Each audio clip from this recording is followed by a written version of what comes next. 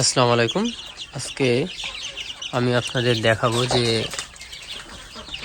Litre পরিষ্কার করা। অনেকে আছে যে এই যে লিটারটা প্রচুর পরিমাণ ময়লা রাখে এবং যে পানিটা আছে সেই পানিটার ভিতরে আবার পানি ঢালে, যার কারণে কি হয়, এর ভিতরে অনেক ময়লা থাকে। এই যে ময়লা আবর্জনা, মানুষের মলও পড়ে, ঠিক আছে। মল থাকা অবস্থায় আবার পানি দিলে ওই পানিটা আবার পাখি যখন খাবে তখন কিন্তু পাখি অসুস্থ হয়ে যাবে, ঠিক আছে।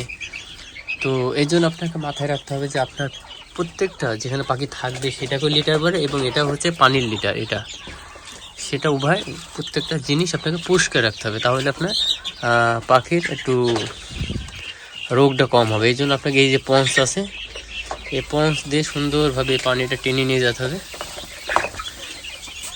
পুরাতন পানিটা ফেলে দিতে হবে। পুরাতন পানিটা এইভাবে ফেলে দিবেন, ফেলে দেওয়ার পরে ওইটা আপনার পরিষ্কার করে দিতে হবে। লিটারটা সুন্দর করে পরিষ্কার করে দেওয়ার পরে এই যে আগে দেখুন আর এখন কত সুন্দর ক্লিয়ার। আমি কিন্তু প্রত্যেকটা ভিডিও হচ্ছে আপনাদের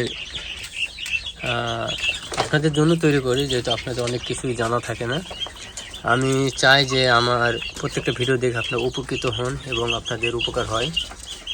এই জন্য ভিডিওটা আপনার মাঝে শেয়ার করি এবং করার চেষ্টা করি। আপনারও অপরের জন্য এবং অন্যের উপকার করার জন্য ভিডিওটা শেয়ার করবেন এবং লাইক কমেন্ট করে আপনাদের মতামত জানাবেন। তো এই জন্য আমি চেষ্টা করলাম যে লিটারটা সবসময় পরিষ্কার রাখবেন, এবং যেখানে পাখি থাকে সেখানেও লিটার পরিষ্কার। আমার দেখেন পাখিগুলা আছে, ওখানে কিন্তু মল নেই, কারণ মল থাকবে না, মল নিচে পড়ে যায়, ঠিক আছে। তো এই জন্য যেখানে আপনার মল থাকবে সেখানে কিন্তু আপনার দুর্গন্ধ ছড়াবে এবং আপনার ব্যাকটেরিয়া হবে, ভাইরাস জনিত প্রবলেম হবে। তো সবসময় আপনাকে পরিষ্কার এবং পানির লিটার এবং আপনার যেখানে পাখি থাকবে, যে আপনার গোয়ের লিটার, সেটাও আপনাকে পরিষ্কার রাখতে হবে। তো দর্শক, এভাবে পরিষ্কার করে আপনাকে আবার পরবর্তীতে এই যে এরকম ফ্রেশ পানি, একবারে ফ্রেশ পানি আপনাকে দিয়ে দিতে হবে, তাহলে কিন্তু আপনার পাখির রোগ ব্যাধি কম হবে এবং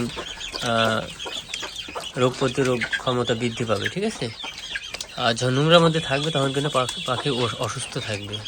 তো এইভাবে যদি পরিচর্যা করেন, ইনশাল্লাহ আপনার পাখি কখনো অসুস্থ হবে না। তো ইনশাল্লাহ আমি চেষ্টা করি আমার পাখি এবং আমার মুরগিগুলোকে আমি যত্ন করার জন্য।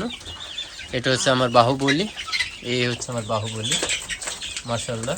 এটা হচ্ছে আমার বাহুবলী, ঠিক আছে। মাশাআল্লাহ, অনেক সুন্দর, মাশাআল্লাহ।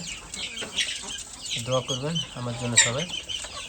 তো অবশ্যই লিটার আপনারা পরিষ্কার রাখবেন। লিটার পরিষ্কার রাখলে আপনাদের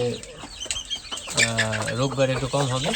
এটাই আপনাদের মাঝে শেয়ার করে আমি প্রত্যেকটা বিষয় কিন্তু টিপস অ্যান্ড ট্রিক্সের মাধ্যমে করি, যাতে আপনাদের উপকার হয়, আপনাদের যেন কোনো ধরনের ক্ষতি না হয়, ক্ষতির সম্মুখীন না পড়েন, যার কারণে আমি তৈরি করি।